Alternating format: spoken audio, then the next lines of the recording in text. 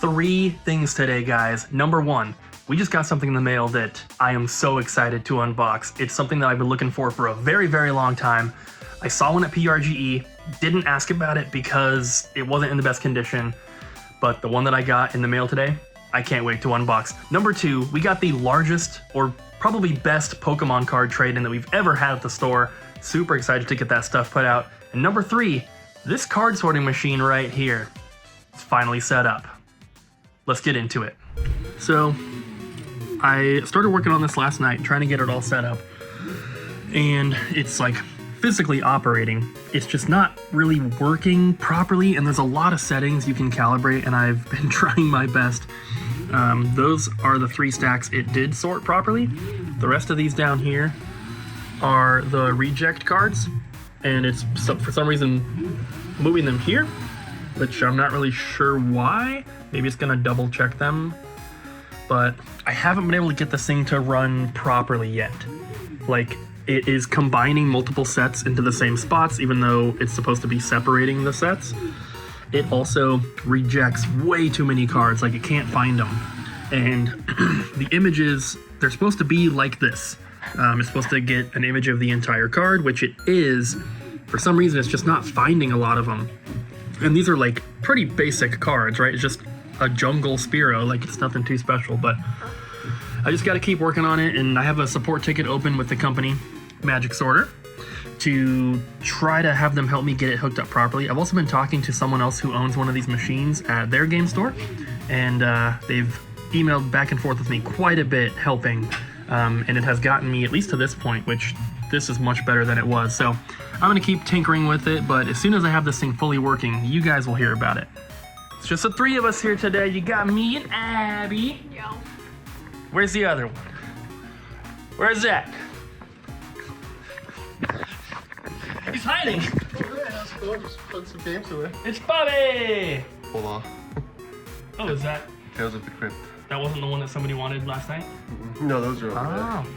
We were streaming last night, and somebody wanted a few PS2 games. I put them down here. Okay, cool. But there was something going on with the app, and they couldn't get it to run through, so they'll get those ones tonight, hopefully. I gotta do some shipping, and we got some stuff to do today. I stayed 3.5 hours late last night working on setting something up, and I'm very excited to show you guys later today. But there's other things I want to show you guys as well. We have this cool little Game Boy sign. It's not official or anything, but got that hung up here. And then also got this hung up, and it is a little Wii U sign. I'm not exactly sure where we got this. We've had it for a long time. But as you can see, it's like Mario Maker themed. Just says play these great games on Wii U. Pretty cool. It's not branded to like GameStop or anything like that. And we have it obviously right above the Wii U section. We have these little clips to kind of hold it up. I couldn't get it to be like perfectly straight, so it's kind of warped a little bit, but super cool. We have a bunch of these little clips so we can do things like this all over the store. If we're doing a sale or something, we can hang like a little sign up with those. They are pretty cool. This is the first time we've actually used them for anything though, and I like it. And for the display and signage collectors, we have a couple new pieces going out for sale today. The only sign that's left is the Game Boy Color when all the other ones have sold, but we have the Hunter Reckoning Redeemer, like big promo display box. We had a Fable one as well, but already sold it, so I priced this one out. And then we also have these little displays here. We have the Marvel Spider-Man, it's just like a little triangular thing.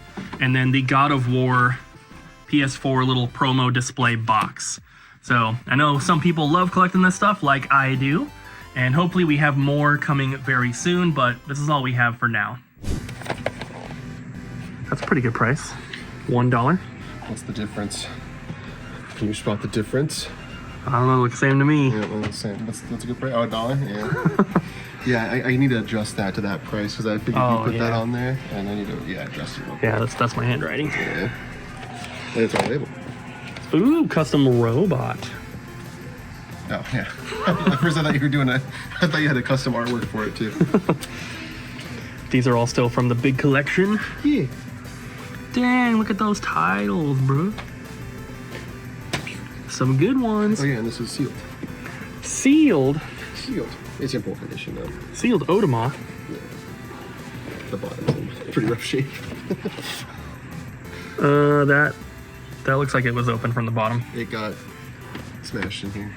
When I was opening stuff, the bottom was... No. Yeah. Everything is sealed in there that I can't confirm. Okay, I guess. That sucks though. Yeah. Where are these gonna go? The GameCube glass case where there's plenty of room. You should go show them. Oh yeah, sure. Just right over here. Oh, so much room. So much room, Bobby. One copy of each game in there. Only one? Only one copy of each game? What about like Chibi Robo? Only one copy. Only one? Man. That'll make the rules. How about 0 copies of things like Army Man Sarge's War and then 2 copies of Chibi Robo? Ooh, sorry. It's a pretty strict policy. I'm out of here.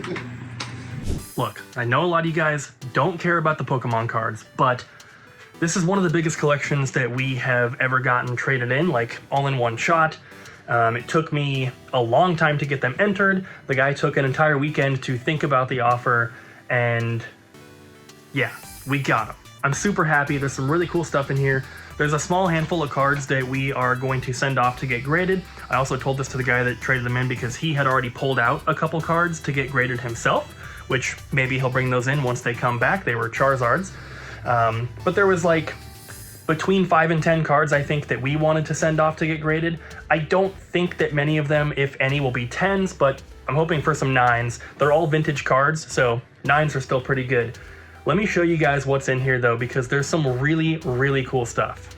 First, we have all the stuff that is under $10. Obviously, I can't show you every single one of these, but this entire row is $8. This entire row is $5. This one is $3. This one is $2, and the last one here are $1 cards. But there are still some cool ones in here. Some first editions, just some random stuff. There's a lot of Japanese cards mixed in as well. And then coming over here, we have the $10 stack. And normally, this card would be way more than $10, but I marked it as damaged. It's got some scratches on the back that are like really deep. They're not like surface scratches. They actually like ripped the paper. So $10, but also just really cool stuff in here. As you can see, lots of holos. Everything that is in this collection is between base set and like the Neo series. So there's a lot of like base Jungle Fossil, Team Rocket, Gym Challenge, Gym Heroes, and then like a bunch of stuff from the Neo sets, both Japanese and English. And then these are the more expensive ones here. Everything that's on here is $20 or higher, and then most of these ones are between 10 and 20. But I'll just kind of go through, and you guys can see, even if you don't collect Pokemon cards, but maybe you did when you were younger, you might recognize a lot of these artworks. There's some really, really cool ones in here. This one in particular, I think there was multiple ways to get it, but one of the ways was a Japanese Nintendo 64 console bundle that came with it. It also came with a Snorlax card, which is also in this collection. And you can see we have the price tags and then also the little condition stickers, which is a new thing that we started doing right before moving. I'm really happy that we started to do that. And luckily, our new inventory system has dedicated conditions for cards.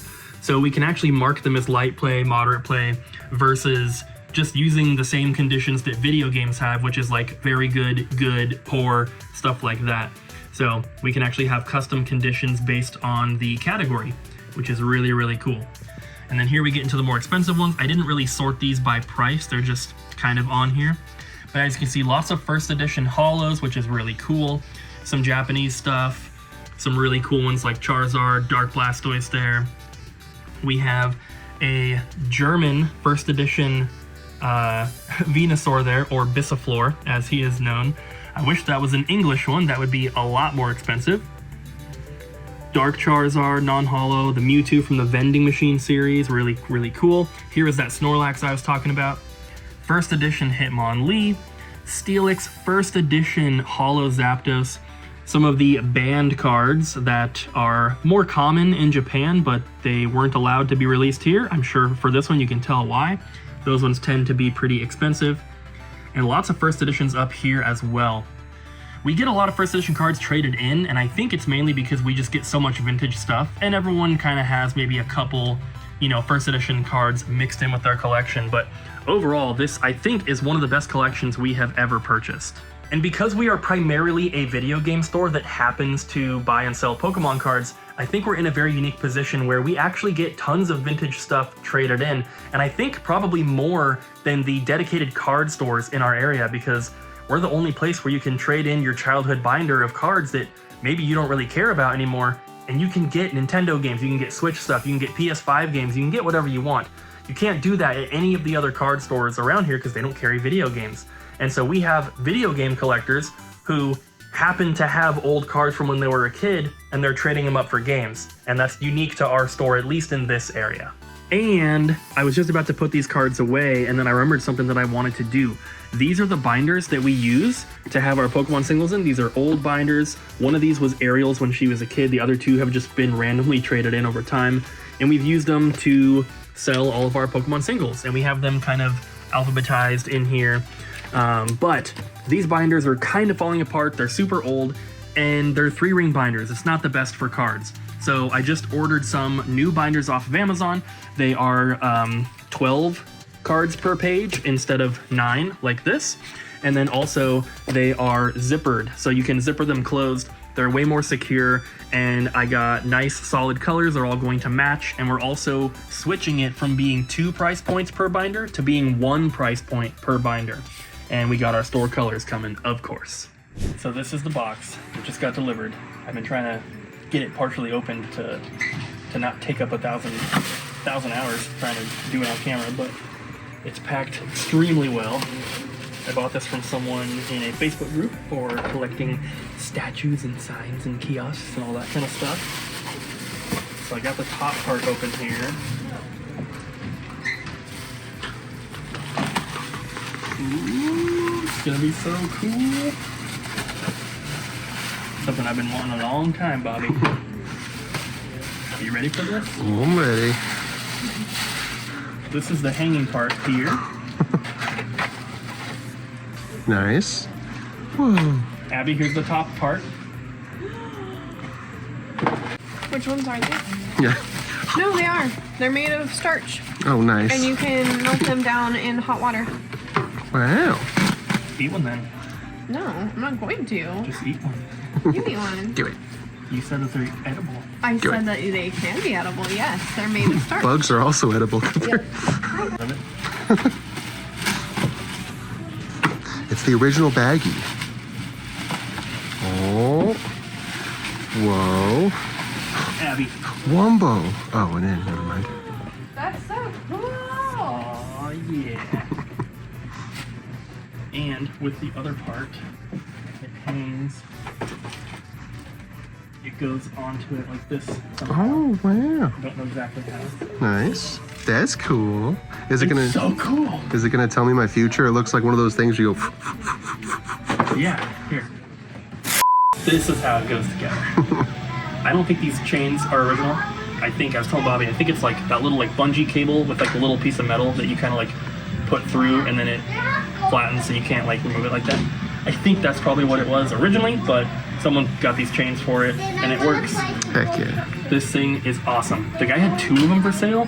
This one had this little ding, unfortunately, but I was the second person to say that I wanted one. Ah, dang. So, but yeah, for anyone curious, I think this was $700 plus shipping, and shipping was like $125. Oh, dang. Okay. Excuse me? So not cheap, but for what it is, I think that's a pretty good price. I've been looking for one of these for a long time. They're super, super cool, and we're gonna hang it up somewhere here in the game store. Heck yeah. There it is. We got it all hung up right here by the Nintendo 64 section, of course.